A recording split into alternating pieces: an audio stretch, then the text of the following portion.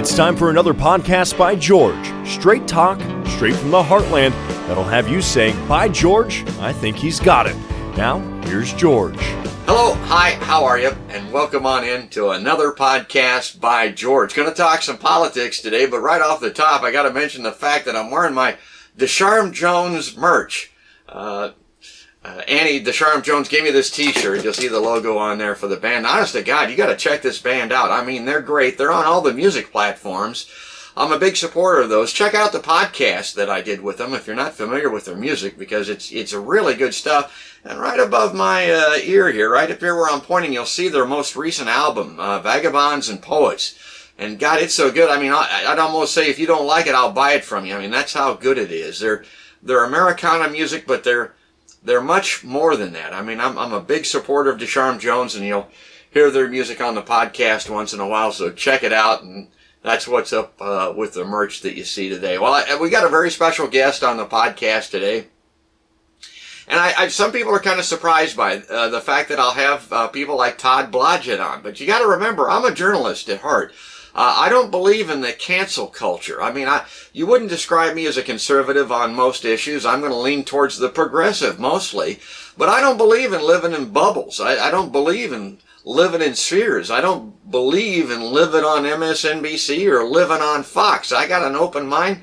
I like to hear an opposing point of view once in a while, and Todd's got one, and he just published, was an article published of his, an op-ed piece that I thought was just great. And Todd, by way of introduction here, I want to explain to people that you're up in Clear Lake, that you served on President Reagan's White House staff, that you were an advisor to the 1988 presidential campaign of President George H.W. Bush, and you also worked for the Republican National Committee and the FBI. So welcome to a podcast by George. Yeah, we're glad to have you on the show. And the title of this article, Todd, was Trump's Political Success Explained. And the reason that this kind of leapt off the page to me is, you know, I talk to my progressive and liberal friends all the time, and they're kind of flummoxed. They're kind of bewildered by what's going on. And I think it's because they're living in this sphere that I talked about. They're living in a bubble, and they just cannot figure out, can't understand what's going on with the other side, because they're only getting one side of the story, and it's mostly negative about the other side. And so I looked at this, I said, well, what this guy's saying makes sense. There's a cultural issue here in this country that needs to be recognized, and that's what your article was about. Oh, that's right. That's exactly right. Thank you.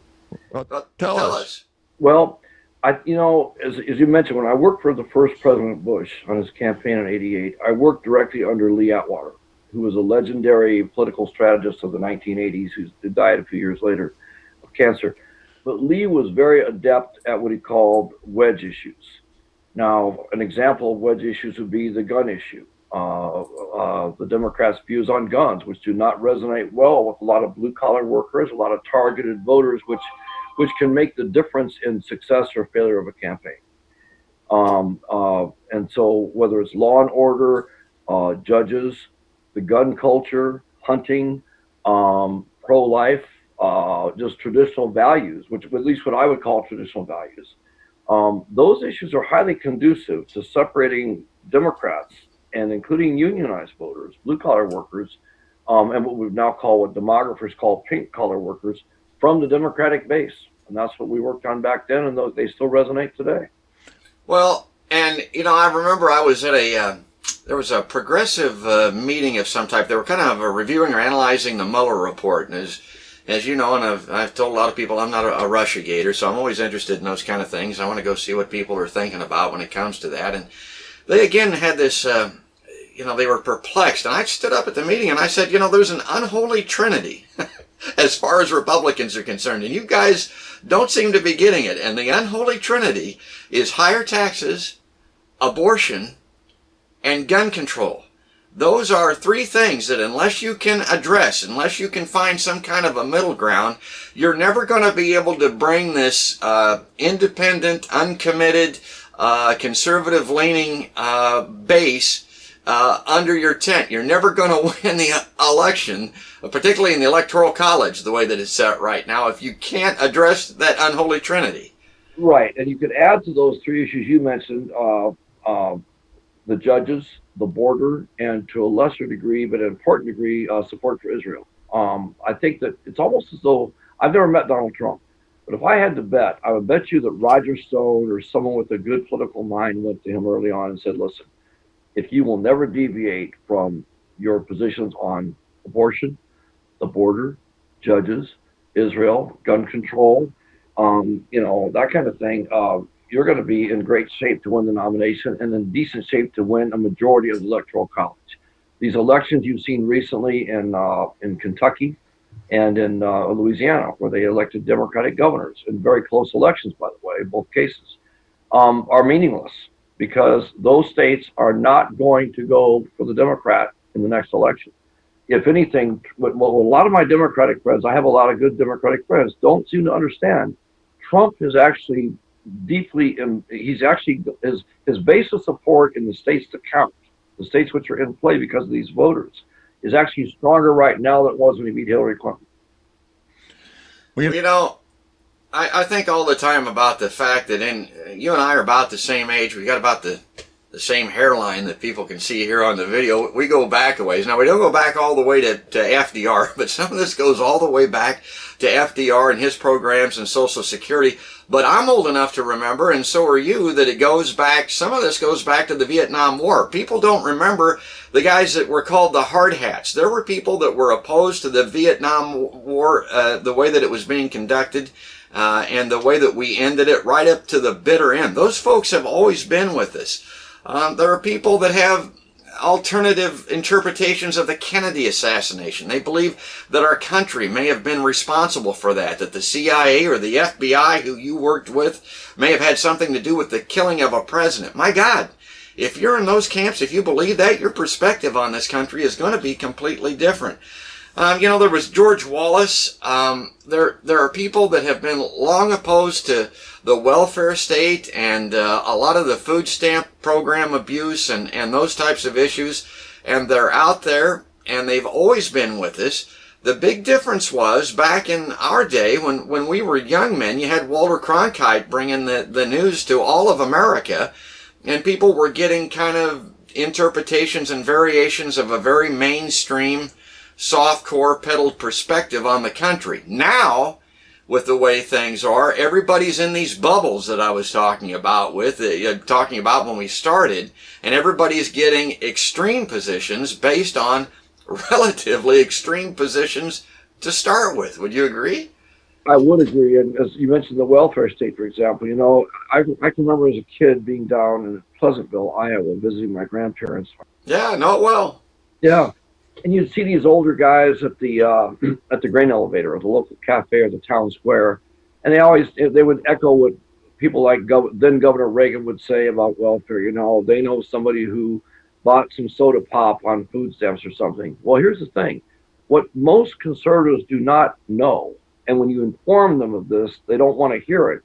If you fairly assess welfare costs, about 90%, and that's not an exaggerated figure, goes to white people. You look at USDA subsidies, which I consider to be a transfer program, because it's basically money they get just for not growing food. You look at corporate bailouts on the federal level, whether it was Chrysler, Lockheed, what have you. You look at who owns the stock in the corporations that get that money. And then, of course, you also look at just the mere fact that the majority of people, straight out majority, that receive welfare, what we call welfare, SNAP, WIC, whatever, Section 8, Medicaid, are white. About 90 to 93% of welfare dollars go to people who are white people. It always reminds me of this story. Being around Iowa, you remember the McCoy septuplets, I think they were called. The people that had all those kids. That was just down the road for me. And I remember at the time, after they had I think it was 5 children, maybe more than that. My math isn't real good, but they had a bunch of kids. Let's look at it that way. Well, they were given a house. They were maybe given a car. They were given a lot of things. And I remember going to work, and there was I hate to say it, Todd, but a good right-wing Republican conservative in the office, madder than hops, about this McCoy situation. And what the hell? Why? Why would you be mad about that? Well, they were given things that she, as a young mother, was not given. The fact that they just had all those kids and they got those things just enraged her. And I thought, man, I don't know. I can't look at this like you are. I don't really care about somebody getting something that I'm not entitled to. And particularly when I don't want to have 5 kids or 7 kids to get a house. I don't want to have 5 kids to get 5 houses, folks.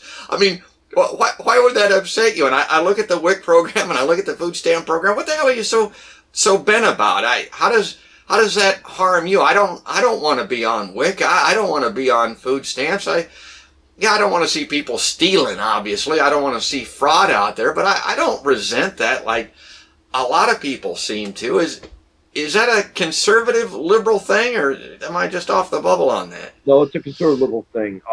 And here's the reason for that. You mentioned FDR, who basically started what we consider the modern welfare state back in the Depression. Back then it was called Relief. Ronald Reagan was a big devotee of FDR. He just worshipped FDR. FDR was elected shortly after Reagan graduated from Eureka College in 1932. Reagan and John F. Kennedy are the only 2 presidents whose fathers worked for the New Deal. John F. Kennedy's father was the first head of the SEC, Securities and Exchange Commission, later was ambassador to London, to England, Court of St. James. Reagan's dad, Jack Reagan, who died in 1940, was a local deputy director of the WPA, I believe it was. He later worked for the CCC, the Civilian Conservation Corps. But here's the point. Reagan told me one time back in about 1977, when I first was getting to know him, this is in Waterloo at the Chamber of Commerce Center he spoke at, politics comes down to 3 little words. 3 little words, that's it. And Reagan said, who gets what? And Reagan said when he ran for governor in 1966, there was a lot of frustrated Californians over the welfare state. Not just at that point, they were also frustrated about the student protesters of Berkeley and all that. But basically the welfare state was a big thing. And what it came down to was he understood that the targeted voters here that he was after were not Republicans. They were not wealthy. A lot of them did not have a college degree. Most of them didn't.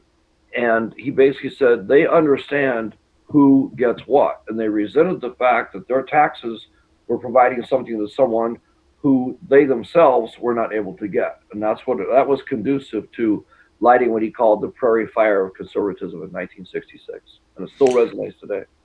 You know, you talk about Reagan, and you talked about that in your article, too. There are some similarities between the Ronald Reagan phenomenon and Donald Trump that you point out. They were both outsiders. They were both reviled by, and that's not an exaggerated term, by a lot of the longtime conservatives. I knew Mary Louise Smith, who was appointed RNC chairman, Republican National Committee chairman, by President Ford in 1974. I knew Bob Ray. He and I were in the same college fraternity. He was about 30 years ahead of me, but he would come by the house when he was governor when I was at Drake. I knew these people. They liked Ronald Reagan as a person, did not support him in 1968 when he ran against Nixon, did not support him against incumbent President Ford in 76, and were not for him in 1980. Once he closed in on the nomination, about half of those so-called, what I would call the country club crowd, did vote for him only because they didn't want to vote for Carter. A lot of them voted for the independent candidate, John Anderson. They simply weren't ready to go for Reagan. Once he became a successful president in 84, they all closed ranks around him. I think you'll see a similar situation with Donald Trump. Trump and Reagan had never held public office before their first major election. Reagan as governor, Trump as president.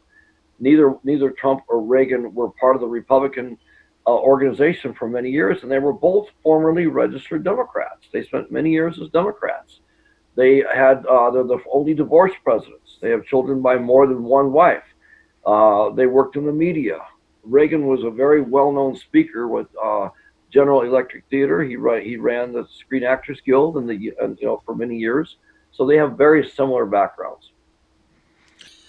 You know, I tell people that the presidential politics, they've been largely cyclical. I mean, you got Jimmy Carter, this Navy guy, I think he was, a nuclear physicist, that played itself out. Then you had Ronald Reagan from a more common background that you talked about. That cycled into Bill Clinton.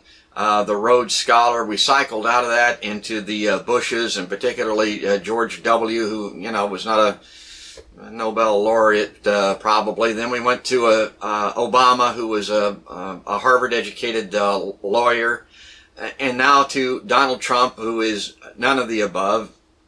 You look at this guy, I got to tell you, Todd, my main criticism of Donald Trump is different than some people's. I believe he is fiddling while the world burns with climate change. I don't like what he's doing to the environment. Those things are going to be extremely difficult to stop or undo.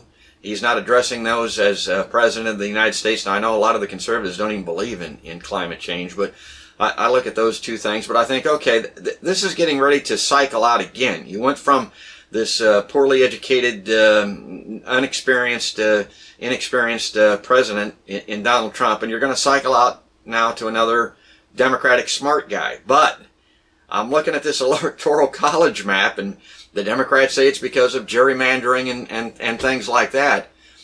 But I don't know if I see a cycle coming or not. I don't think the cycle's going to be as easy to complete for the Democrats this time around. Be as easy, but it's not because of gerrymandering. Remember, gerrymandering only affects, congressional districts and state legislatures. But in the main, what it comes down to is the electoral votes are portioned based on a state's population, and then it goes down from there. The Electoral College, as you probably know, was intended by the founders to be a genuinely deliberative body as opposed to a rubber stamp. What's happened is the Democrats, through nominees, including successful nominees like Obama and Bill Clinton, and even Jimmy Carter, who barely got in, but he still made it for one term, have really alienated a lot of the constituents that they cannot afford to lose. You mentioned how we had the Rhodes Scholar in Clinton. We had the nuclear engineer. Carter claimed to be a physicist. He was actually a nuclear engineer. He graduated from the Naval Academy in 1946. Very bright guy. I think he was like 59th in a class like 841. You had John Kerry as a nominee who almost made it.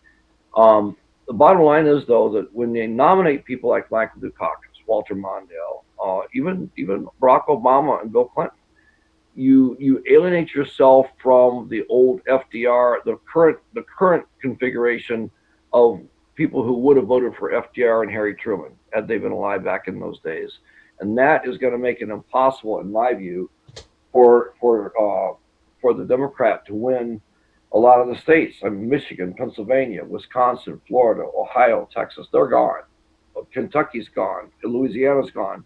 The only state in the South that's going to go Democrat, in my view, in 2020 is Virginia. That's it. Which is almost a complete reversal from 1976, when Gerald Ford, the only state he carried in the South against Carter was Virginia. I think you cannot. They're going to get California, Illinois, New York, Massachusetts, Connecticut, New Jersey. That's not going to matter because Hillary got those. And you're looking at it from a technical aspect, but I know you look at it anecdotally too, and I got that from your column. I try to put it into words, but you're a better wordsmith than I am, trying to describe what's been going on in this country. And let me give it a stab here as I go back into this thing. A lot of people in popular culture, they were music fans. Let's get Bob Dylan comes along. He's a poet, a pretty good songwriter, but a lot of people on the liberal side of the equation, oh, he's great. He's a great singer. I love the way conservatives look at this guy. Said, nah, that guy can't sing. That sucks. A Laugh-In came along. A lot of people, well, that Laugh-In, no, that's the conservatives said that stuff's not funny. Saturday Night Live came along, and I always told people I kind of objected to some of Saturday Night Live even. Now, some of it was funny, but it kind of started this premise of this is funny because it's not funny. I don't know if you get my take on that, but conservatives looked at that and said, "No, I'm not buying that crap. That's just not funny." So you've had these two, opposing perspectives on modern culture when it comes to movies, television, music, and we're going all the way back to the 60s on this. Did you? And then so your column comes out and you said that, conservatives are fans of Larry the Cable Guy, off-road vehicles, hunting, Duck Dynasty, reruns of Gunsmoke, and Harley Davidson. I think you nailed it, Todd. Thank you. I majored in journalism at Drake, and I took an interesting course, and it kind of comports what you're saying. You mentioned Laugh-In. Well, Laugh-In came around, I believe, about 1968, and it went right to number one. Within a few months, CBS wanted to compete with NBC. They got their own countrified version of Laugh-In. Remember that show? It was called Hee-Haw? Yeah. Was basically countrified Laugh-In. It went to the top 10 almost immediately. But in the purge of 1971, when they canceled popular shows that were winning their time slots, were still in the top 20, some cases the top 10. They got rid of Mayberry RFD. I got rid of Beverly Hillbillies, Green Acres. They got rid of Hee-Haw, which later went into syndication, had an even longer life as a syndicated show. Basically, that was a classic example of the cultural divide that we saw in 1971. It was basically still the end of the first couple decades of any decade. First couple years of any decade are really the last of the previous decade. So early 1971 was still the end of the 60s, as far as I'm concerned. That was a real schism, because I remember when that happened. I would go down to see my relatives in Marion County, and their attitude was they got rid of all the good shows. And what's this show about this guy Archie Bunker about? I can talk to him. I just go down to the grocery store. And the thing is, they would say this lady, married Tyler Moore, that used to be married to Dick Van Dyke. Well, now she's not married anymore, and she's working at a TV show, on a TV station. I mean, their attitude was, we're out of touch with this kind of stuff. And those shows, surprisingly, are doing very well on syndication. You mentioned Gunsmoke, because I mentioned in the column. That was in the top 20 when it was canceled after 20 years. It was winning its time slot, but the advertisers wanted a younger, more affluent audience. And therefore they said, people that watch the Clampetts and Green Acres they're disproportionately in the Midwest. They're disproportionately in the South. The far West, they're disproportionately white and over the age of 50. Well, guess what? Those are today's Trump voters. Oh, that's right. I mean, that might be a good way. God, I could talk to you for hours yet, but my data plan is limited, as I tell folks with these video podcasts. It takes a lot of data to upload these things, so I'm kind of restricted to about 20 or 25 minutes. I mean, we're in these spheres, folks. We're in these bubbles, these domes that we're living in, and it's not getting better. It's getting worse. I tell people that it started back in the Reagan era that we were talking about. I was a part of it. I was in broadcasting at the time. They got rid of the Fairness Doctrine back then, and then under the Clinton administration and the Newt Gingrich folks, they got rid of the media monopoly prohibition, and that gave rise to half a dozen media companies owning all of these syndicated programs. And the guy that was out there first that started it all, really, I think, was Rush Limbaugh. And Rush Limbaugh gave rise to Fox. And Fox gave rise to MSNBC. And here we are now in our different camps, staring each other down, looking at a presidential election in 2020. And we better start thinking about something besides X's and O's. We better start thinking about our culture a little bit. And that was the subject of Todd's article. Last word, Todd, anything you want to put in here before I close up shop for the day? I want to thank you, George, for reaching out to me. It's great to have this dialogue between people of diverse viewpoints, and I've always had a lot of good friends on the other side, and I'm glad to be part of your show. Thank you. That's great. That's great. That's Todd Blodgett. If you didn't hear me at the beginning, I'm going to read his little bio here. He's up in Clear Lake now. He served on President Reagan's White House staff and as an advisor to the 1988 presidential campaign of President George H.W. Bush. He also worked for the Republican National Committee and the FBI. So when it comes to that conservative perspective that he's been putting out there, this guy has the bona fides, and I love talking to folks like that. That's going to do it. That's going to wrap it up for today. We'll be back very soon. Check us out on all of the various platforms, YouTube and Twitter and Facebook, of course, where we have a lot of viewers on the new video podcast. But right now, that's going to do it. That's another podcast. By George.